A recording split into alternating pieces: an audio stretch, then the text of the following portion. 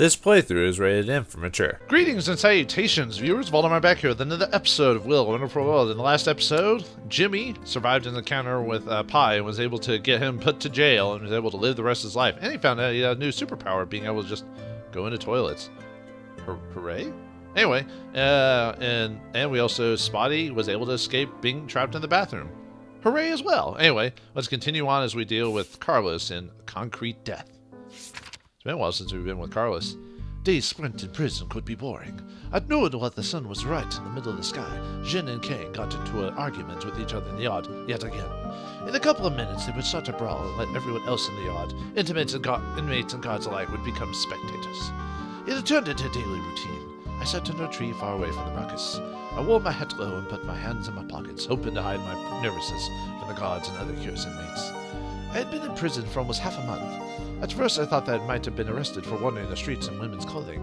It was a strange reason to be arrested in Hong Kong, but I simply couldn't think of any other possibility. Never would I have imagined that another possibility could exist. They finally told me that I'd been arrested for murder. This was beyond ridiculous. In the 10 Commandments of the Catholic Church, the 5th commandment, thou shalt not kill. How could I possibly have committed murder? And the person they accused me of killing, I had never even met him before. Ren used to tell me stories about how gangs would sometimes send some of their own young boys to confess to the crimes of the bosses. But usually they would at least get the story straight first. Why hadn't I heard anything in advance? I tried to send a message outside, hoping to get in touch with Mr. Kwan or any of the other people in the group, but I hadn't heard anything back. Just when I had started to lose hope, an unexpected visitor came to see me. It was so brave and nice for Yi to visit.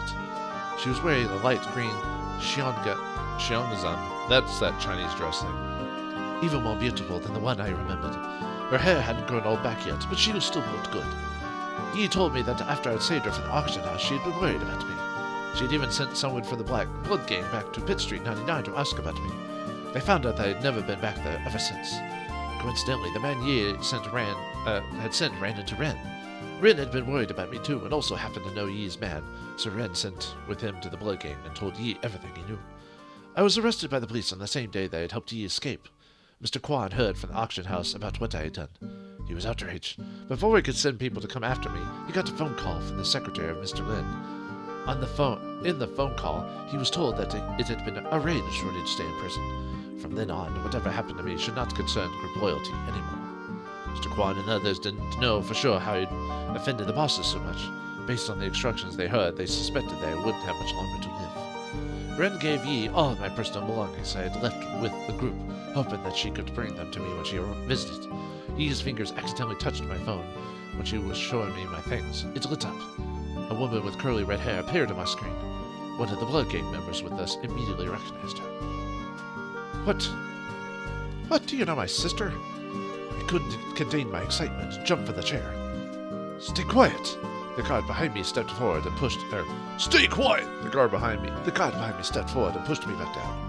Yi unlocked her own phone and turned the screen towards me after a few clicks. I saw a list of people, some without a name, but only a photo, followed by a string of digits. I read through the list one by one and stopped at the 5th person. She looked so much like my big sis, but her name was labeled Dragon. Dragon!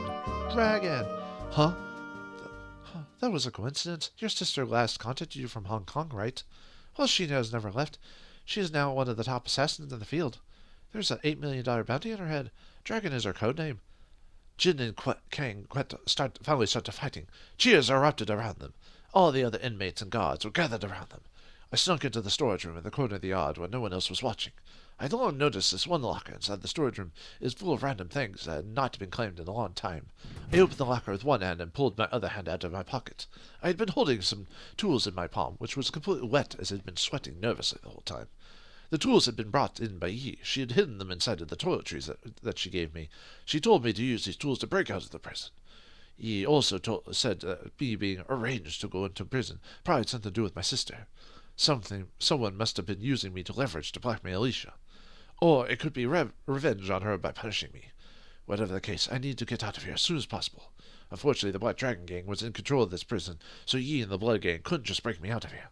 Therefore, I had to do that part by myself. Once I was out, the Blood Gang would assist me in any way they could. So, a prison break. Was I capable of something like that? Never mind whether or not the guards would catch me if I tried. My cellmate alone would probably ruin the whole thing before I got started. Nevertheless, I started to hide the tools well in advance. Even if somebody discovered them, they wouldn't be able to trace them back to me. As for my sister, I need more time to think about this information. Maybe I could find out more while I was still inside. I was just about to close the locker when I heard slow footsteps and wheels rubbing against the ground outside. They were getting closer and closer to the storage room. Crap! Please don't be the guards! I hastily hid inside the locker and closed it. I could see this. This kind of reminds me of the scene from Alien Isolation. I could still see a little of what was going on outside the door crack. Or what was it? Deadly Premonition, I think, has a few scenes like this as well. Excuse me. A blond man in a prison uniform pushed a cart inside and closed the door. There were a few bags of concrete in the cart. I had heard that a new prison building was being constructed. Lots of inmates were assigned to work on the site. He must be one of them. He started to unload the bags. 1, 2, 3. Another inmate was sent to the bags. His mouth was gagged and his limbs were tied up. I finally recognized both of them. The blonde one was said to be a famous serial killer. Everybody called him Pi, and he had been sentenced to life in prison. The other one that Pi had just drugged out of the cart and tossed on the ground was Kai. He was a serial rapist who had been sentenced to 20 years for 14 assaults. He was lying there barely conscious. So Pi has even been trying to do his own sense of justice, quote unquote, while inside prison, huh? It was unusual for inmates to have a go at each other. However, Kai seemed to have been completely knocked out. Yard time would be over in half an hour. If they stayed in here too long, it might be too hard to sneak out. If Pi found me hiding in the locker, that might be even worse. Pi put on his gloves. I swallowed nervously. He pinned Kai to the ground and choked his neck, until Kai eventually stopped moving completely. It opened the locker. He noticed me. Pi grabbed me by the collar and dragged me out of the locker, then chopped me on the neck with his bare hand. Unimaginable pain traveled through my neck to my head. I could feel my brain being cut off from the rest of my body before I blacked out. When I woke up, I found myself stuffed inside a bulk bag. Everything below my chest had been submerged in concrete, which had not completely hardened, but the pressure of my chest was making it almost impossible to breathe. To stop me from making any sounds, he had also sealed my lips with a piece of cloth soaked with concrete. I rotted my body as hard as I could and fell to the ground. Then I saw another bag which had been filled with solid concrete right before my eyes. The weird shape of the bag convinced me that Kai must be inside it.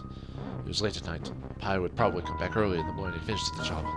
Then he would throw those 2 bags with our bodies in them into the foundations of the new building and pour some more concrete over both of our concrete coffins. Well, what a way to hide body, right? No one would ever know. I had nothing to do with this. I was just here to hide something. How did I end up like this? Carlos. Who knew that Jimmy's actions would cause Carlos to get killed by Pi in prison? Huh. History is weird. Or just real. Okay, so we only got 5. Let's see, what do we got? Just the 4? Okay. So, let me think. What do we got to deal with? Okay, let's go with that one first.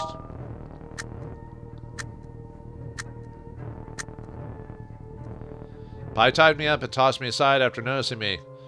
And then I watched Pi perform an unbelievable operation on Kai. He made sure that Kai would never be able to assault anyone ever again. Pi must be a total psychopath. He still wasn't done. Pi stuffed the mutilated Kai into a bulk bag and started pouring the concrete he had mixed into the bag. Kai was soon completely covered in concrete. Kai no longer existed in this world. Then Pi grabbed another empty bag and walked towards me. Soon, I would no longer exist in this world either. Well, at least it just cuts down on like what happens between them at least. So we don't have to see all the gruesome details. Okay. It's kind of weird how this one works from a story perspective. I don't know, it just seems a little odd. Trying to figure out just how the order on this one works. Pi was still focused on Kai and paid no attention to the person who just jumped out of the locker. I heard that Pi was mentally ill, but his diagnosis had come back normal. Some people had said the diagnosis must have been forged, as there were plenty of people who hated him and wanted him to be sent to prison. Nevertheless, seeing the twisted expression on his face right now, I was certain that the normal diagnosis must have been fake. In any case, as long as he hadn't noticed me, I figured that I should just sneak out. I inched towards the door slowly and steadily, then I turned around very carefully. When I was only 2 steps away from the door, I felt a breeze on the back of my neck, and then my body stopped responding to anything. When I woke up, I found myself feeling itchy and cold, and stuffed inside a bulk bag. Everything but my neck had been submerged. Okay, that's next. Kai. Pi had come over with another bucket of concrete. He saw that I was awake, but didn't even bother to knock me out. He just poured the concrete into the bag. I wish they had just punched me instead. had gone over my nose. I couldn't breathe anymore. I was seeing all kinds of hallucinations and hearing all kinds of noises. Maybe I should have just talked to him instead of trying to sneak out. Perhaps he would like me better than to let me live. I felt so pathetic, dying like this. I must have committed too many sins to end up like this. Sister, where are you? I miss you so much. Yep. Sucks to be you, Carlos. Carlos, you have had a rough day indeed. Okay. Let's see if we can get him a better ending this time, shall we?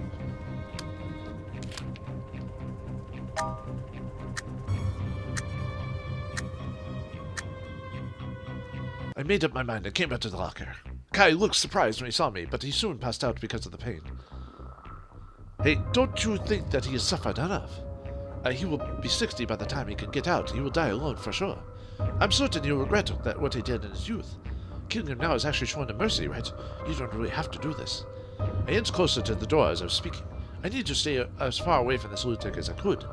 I didn't really have any sympathy for Kai. I heard that he had even raped some 50-year-old woman. By that count, he might still hurt people even if he was released at 60. Pai seemed to be pondering my words. Huh. Who knew that lunatics could think, too? When I was only 2 steps away from the door, he spoke. You make a good point, but I still think you should suffer a little more. What he did next paralyzed me. I just stood there completely stunned and watched Pai perform an unbelievable operation on Kai. Okay, Kai was eventually sent into the medical office of the prison. Both Pai and I were brought into the warden's office later. I suspected Kai had said something to the guards. However, everyone knew that Pai was a tough character, so neither inmates nor the guards dared to mess with him. Man, it's kind of weird that even in prison, the inmate can just get away with, or the psychopath can get away with certain things. They were afraid that Pai would one day mysteriously murder them. Therefore, he got out of trouble scot-free. Cowards. The same thing couldn't be said for me. I was soon transferred to a solitary cell with higher security. Breaking out of prison was looking more and more unlikely. And that's his A rank? Huh. Alright, well I guess S rank would be him being locked up forever or whatever, so alright, let's try to get this good ending now. I assume it's probably just me swapping something around. Yep. I didn't think it was... I thought I had it pretty right there for the most part. Okay, I came with the locker. I looked at the unconscious Kai, hoping they were still alive. Let's see, suffering enough. Killing him now. Stay away from him, didn't really have any sympathy. Good point. Suffer. Okay. What he did not paralyze. I stood there completely stunned, watching Pai take my brand new dagger out of the locker, used it to cut off Kai's private part. Is that what he did from before? An operation, but we don't see. He doesn't actually describe it until we get the S rank. He then rubbed some concrete on the wounds. Ugh. You know, if you do it wrong, you could like. Oh, never mind. Because you can cut like the penis off and still like live. You just have to find a way for the urine to get out or whatever other stuff or whatever. Because otherwise the body would, collect all the waste and stuff like that. But I think he just basically sealed it off completely, which is it's probably gonna die from like kidney poison or whatever happens if your kidneys don't get flushed properly or whatever. Oh, he might get kidney failure actually. He then rubbed some concrete on the wound. Next, he covered Kai's severe private parts with concrete and stuffed it into Kai's hands. Kai was still unconscious the whole time. Surprised the pain. I guess he must have done something to him so he wouldn't wake up despite the pain of cutting off his own dick and balls. There was something that a normal person would never witness in their whole life. I was in such shock that I completely forgot about escaping. After he was done, Pai had asked me what I was doing in the locker while cleaning up the blood in the floor. I still couldn't move, and I dared not lie to the psycho in front of me. I told him everything. He finished his cleaning, walked up to me, and put one arm around my shoulder. The cloth in his right hand, soaked with Kai's blood, even brushed against my frozen face. A prison break. Sounds like fun. Count me in. Oh, good. You're gonna help the psychopathic killer get away. What does that mean? He's gonna chase after Jimmy again, or is he gonna leave him alone? I don't know. Well then, good for you, Carlos, I guess. An ace on ace in the hole, being a crazy psycho killer or whatever. Psychoblast. Okay, anyway. I was just seeing if anything else was changed. Alright, let's go next in the next one. An ace. The nightly roll call just ended. Out of the gates, all the gates were locked. It had finally quieted down and the guards had left. I pulled up a chair to the bottom bunk and sat in front of Otaro with a smile on my face. I need to ask you for a favor. Otaro and I had been in the same cell for over 2 months. We were still not friends who would chat with each other. So he had to be a little surprised with what I just said. I figured that even if he didn't want to respond, he'd be curious as to what I wanted. What? I took to play a card game with you. The whole thing began about a month ago. He had come to visit me in prison and wanted me to get out of here as soon as I could. A prison break sure sounded cool to me, but it was an incredibly difficult task. Then I was caught by Pi while trying to hide the tools. I had no choice but to tell him everything. To my surprise, he offered to join me. What kind of luck did I have? I used to watch a movie with Ren about a prison break. In the movie, the prisoner had been secretly digging a hole in his cell for years until he finally managed to escape on a stormy night. Oh, that's a Shawshank Redemption. Or there might be other movies similar to that, but that's the one that immediately pops into my head. Would I have to do this for years, too? Besides, it was not something that could get easier with more people involved. We even lived in different cells. Someone was bound to grow suspicious about him, and I talked to each other during even yard time. Therefore, to succeed, the first thing I needed to do was to get Pi in the same cell as me. While Taro was a greedy, conniving, and disgusting weasel of a man, he had his own weaknesses. Rather, there was something about him that I could exploit. Taro loved card games. He was a great player. He played with the other inmates a lot, sometimes with wagers of over 5 figures. He'd won a lot of money in here with his special skills. Well, then where's your money go? You're in prison, dude. What, do you just convince the guards to hold on to it for you? Nevertheless, many people were still waiting to play with him, or willing to play with him, for one single reason. He never bet any money himself. Instead, he only bet favors. If Hotaru lost, he would do one favor for the winner, as long as it was within his power. Hotaru got along well with the guards. He had no trouble smuggling in some contraband or getting some privileges for someone. Even the guards enjoyed playing a hand or two with him every once in a while. It was always a sweet deal for Hotaru, and so it was time for me to ask him for a favor. If I could win, there was no doubt that he would agree to switch cells. I didn't have to worry about him being suspicious of my intentions or reporting it to the guards. Hotaru's only good quality was that he always held up his end of the deal. The only problem was that it would not be easy to win. I had never played poker when I was in medical school. After coming to Hong Kong, I had only played a couple of times when Ren would teach me. Besides, I didn't have any money to gamble with. This wasn't my idea, it was Pi's. Pi had agreed to lend me a lot of cash. He even blackmailed some of the inmates to help train me. Soon, everybody seemed to think of me as Pi's sidekick, and they began to show me some respect. You have to be friends with a psychopath, huh? A month had gone by, and I was finally feeling a little confident. It's like being friends with Joker in Arkham Asylum, you know? Win or lose, it all depended on tonight. I took out 1,000 Hong Kong dollar bills. Wouldn't they be Wulong or whatever, or Wong or whatever? Anyway, I counted them in front of Hotaru. He was ready to lie down, but I saw his eyes glisten. He sat back up and crossed his legs. Fine, let's have a quick game then. Blackjack. Blackjack is known as 21 points in China, which also means 9 p.m. in the evening. People who worked all day finally getting their exhausted selves home and then eat dinners, walk their dogs before the night truly begins. Therefore, 9 p.m. is the beginning of the urban nightlife and sometimes referred to as the golden time of the day. Across TV, radio, and other traditional media, only the most prestigious programs, even commercials, are scheduled during this time slot. Of course, people who really know how to enjoy their lives might do something more meaningful, such as listen to the great music and play Will, A Wonderful World. Why don't you just stroke yourself off some more, game? Jesus Christ. The rules are simple. I mean, I'm not saying I don't like this game. It's just, come on, man. You're a VN. That's it. You know, you've really got nothing much more for you after that. So, okay, that's not true, but I'll get to that whenever we end the game. The rules are simple. Both sides drew 4 cards from power to shuffle. The players had to exchange one card and then another. Whoever had the hand that dressed up closest to 21 wins the hand. An ace's value would be either 1 or 11, while jacks, queens, and kings all counted as... I actually know all this. I've played blackjack before. I'm not really a gambler in life. I've only done it a handful of times. I'm not really a fan of the risk, really, because I'd rather be guaranteed to win or don't do it at all.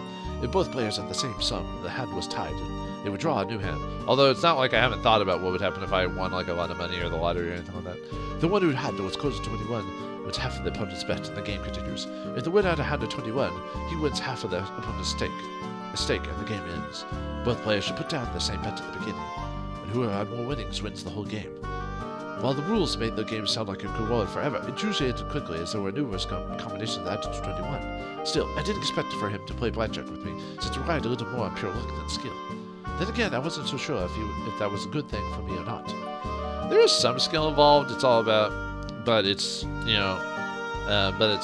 little. It is more of luck based than anything. Shuffling, drawing, I stared at my cards, though thought long and hard about my pounding in my chest. Decided to keep these cards, because the skill is deciding when to keep a hand or set and watching to see if the opponent has any tells or whatever. 2, 3, 6. And I gave Otaro this card, 8. I wish I had this card in my hand. A. I took the card from Otaro. It was an ace. Why would he give away an ace? Wait, give away cards? What are you talking about? Like handy cards? That's not how that works. Otaro slammed his cards in the bed. 8. 8, ace, ace, ace. Game over. Wait.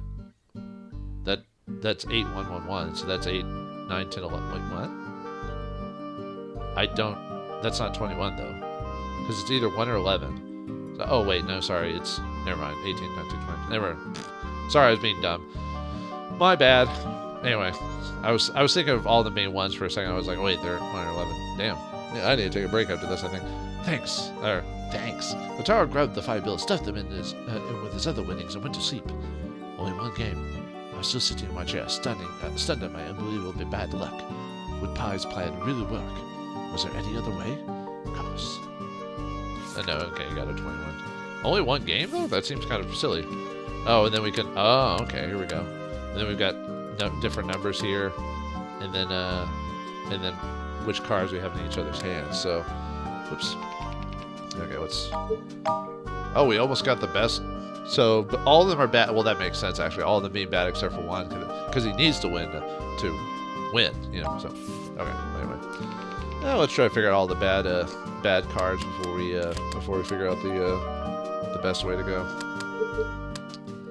So, because it's pretty obvious how to get his us 21 and him not. So, because all of his cards are going to be the same except for the ones that you give him and all that. So, I took the card from Otaro. It was an ace. Okay, showed his hand. Neither of us had 21. Or neither of us had 21, but his hand was closer. Otaro won half of my bet for me. In the next hand, he had 21. Game over. I lost. Okay, so...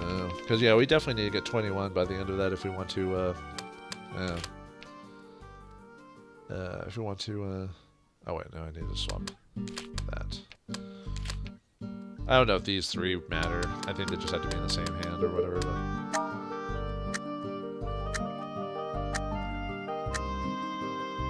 I took the card from Otaro. It was an 8. Okay, so...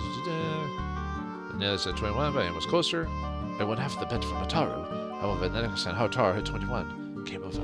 So the only thing that changed was that we won first at the first half of it, and then whatever. But like I said, we're just trying to figure out the different bad variations on the cards and all that other stuff. So let's start kind of moving a few more things around to get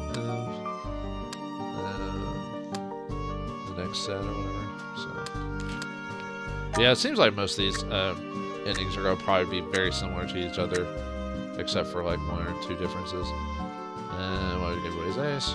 Neither of us is 21. However, there were 5 aces among our cards.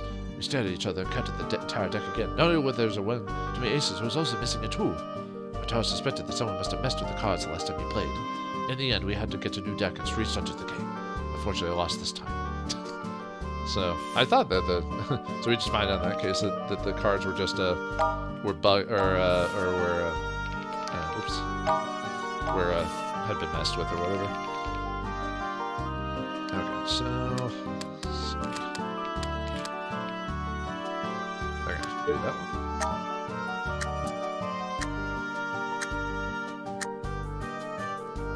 There's an ace. We give away his ace. Otaro slammed the ace I had just given him on the bed. You cheated. I didn't understand what just happened. Otaro showed me the rest of his hand. Ace, ace, ace. Including the ace he had just given me, there were 5 aces. There had been something wrong with the cards, but Otaro didn't give me a chance to explain. He went straight back to bed. I absolutely hate cheaters. Go play with others, you loser. Even though I bet maybe Pi had affected the cards or something like that. I bet I wouldn't be surprised. I mean, why else? Well, I mean, other than maybe he himself, other than the guy himself maybe cheated, but it's hard to say in this case. Okay. That should be the final one, and then we can do the S rank one. There's an ace. Why give away his ace? I double checked my hand. 6, 3, 6, ace, ace, 21. Hataro and I slammed our cards on the bed. Our cards at the beds at the same time. Game over. I looked at Hataro's hand. Ace, ace, ace. Yeah, 21 too. Wait, how could there be 5 aces? I grabbed him at the collar. So that's how you always won. You're a cheater. Hey, shut your mouth. You're the cheater. The other intimates were all woken up by your yelling, and they were now booing and cheering for their own cells. Hataro pushed me away. Count the cards. We counted the whole deck, and we realized that not only was there one too many aces, there was also missing a 2. We both zipped off all of our clothes to prove our innocence. We searched through the entire cell and still couldn't find the missing 2. Hataro suspected that someone must have messed with the cards the last time he played. In the end, we had to get a new deck and restart the game. Unfortunately, luck was on my side this time. So close, but so far. Alright, so one more thing, and then we'll be good. Like I said, this doesn't necessarily mean anything, but... well, I mean, the top 3, but yeah, that'll get us 21 without figuring out that there's an extra ace. And I want to give it his ace, so double check my hand. Ace 21. I slammed the card, game over. Hataro looked at my cards and yelled, "You cheated!" He showed me his hand. 2 ace, ace, ace. How could there be 5 aces? No, I didn't. It must be you. Don't lie to me. If you're still a man, just own up to it. Honestly, I did not know where the 5th ace came from. Even though I didn't think Hataro would do something like this, I couldn't afford to be a pushover right now. Hataro looked a little tense. He was silent for a while and eventually squeezed out a sheesh. Sheesh. Fine, you won. But let me be clear, I am not a miracle worker either. Of course. All I'm asking is for you to switch cells with Pi. Please say yes. Please say yes. Or please, yes, say yes. I suddenly prayed to the Lord in my heart. Both of my hands were clenched into fists.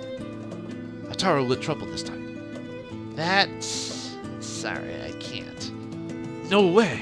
I collapsed in the chair and let out a disappointed sigh. I didn't expect that the plan would fail at this step. It was so close. Well, listen. I'll tell you why, but you have to promise not to tell anyone. Hataro pushed away the cards and lowered his voice. Although, even if you do, I can't guarantee you'll be the one to suffer. He got off the bed. Then he started to pull out the stuff that he'd been piling underneath it. Then he told me to look under the bed. I laid down on my stomach and put my head to the ground. Whoa, a huge hole! Now we get achievement for getting all the different combinations for that. So it looked like he basically didn't want to move because he was basically going to escape. So. Dios, ¿qué Alright, do you debería have hacer? enough time to do that next one? Because that takes me a while to get through. Well, this will make up for me having shorter, well, not short episodes, but like that one episode where I messed around. So hopefully this will catch me if you can. That wasn't a bad movie. That starred Tom Hanks and Leonardo DiCaprio. And it was based off a real person, but I forgot who the real person's actual name was. But Friday night, 9:30 p.m., Hataro changed into his robes and went to the god's monitor room. I managed to incite Jin and Chang into a fight to create a little chaos. 9:45, Pi made his cellmate fall asleep. 9:45, or so, while everyone's attention was drawn to Jin and Kang, Pi came into my cell. 9:53 p.m., Hataro came back. 9:55, all of the inmates had gone back to the cells, and the gates were all locked up. 10 p.m., no guards showed up for the roll call. 10:07 p.m., Hataro, Pi, and I climbed into the underground tunnel through the hole in the floor of the cell. So far, everything was going smoothly, according to plan. The tunnel was in the basement floor of the prison. There was another monitor room at the end of it. I had a skylight window in the ceiling, which was right under the prison yard. It was also located on the edge of the yard near the prison wall. It was the only area that wasn't covered with the searchlights. If we could get there without being discovered, freedom would finally be within our reach. But here came the biggest obstacle in our old plan, the guards in the monitor room. Every night there would be 2 people entertaining the room, but most of the time they stayed inside. They would leave and patrol the basement floor every once in a while. We had to get into that room during the patrol without turning into them or running into them. We must then get out through the window before they came back. Only then would we be bound for success. For an entire month, I've been observing the patrols while I'd hit the underground tunnel. There was a lot of heavy machinery on the basement floor. They had divided the whole floor into many smaller lanes. Traversing all the lanes would take a very long time. Therefore, most of the guards didn't really bother. The patrol routes had no schedule or patterns whatsoever. However, there was a pair of peculiar twin brothers who'd always follow the same route without exception. Well, like Zamox and who are those twin brothers' names from G.I. Joe? I think it was like something in Zamox, I think. But I can't remember the other brother now. God, it's been forever since I watched that show. So a huge break for us. Naturally, we decided to choose a night when the twins were on duty to carry out our plan. To be absolutely sure, we had to draw a map of the patrol routes. Haha. Oh, one has a little French mustache and one has glasses. Okay, anyway. The monitor room is in the northwestern corner of the basement floor. We set out from the southeastern corner. We could use the machinery as cover. However, there was nothing blocking the view in the lanes. The moment the guards appeared in the same lane as us in either direction, they would see us immediately.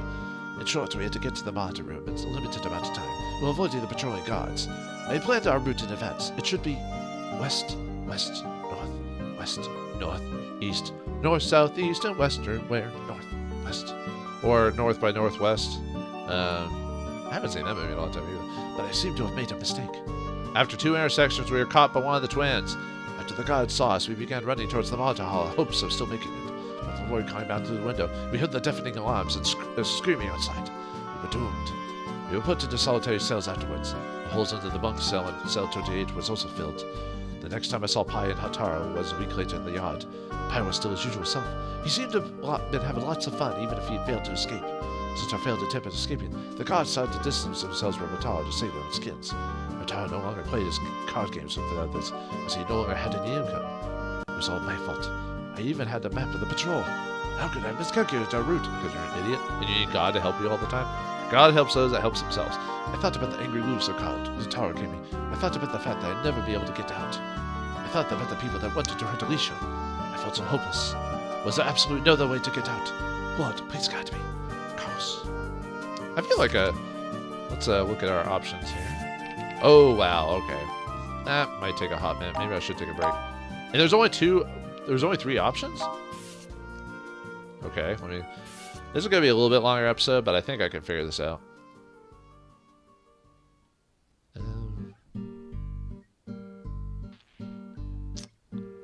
I think I know what I need to do, but let's see if we can get a bad result first. Let's see. Of course, I guess, how would you know to do the bad results? Let's see.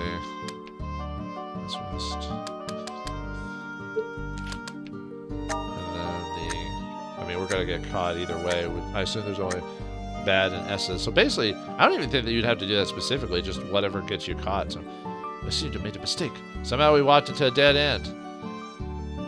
Just when I was double checking my map, we heard someone yelling from the distance. The twins had seen us. Yeah, the only difference is that oops.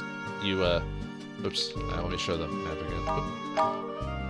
Let me show the map again. Yeah, basically you just want to hit a way to where it doesn't obviously run into the guards, but you don't make any progress. So. All right, now to actually get out. Actually, that wasn't too difficult if you look at the actual pattern of things. So.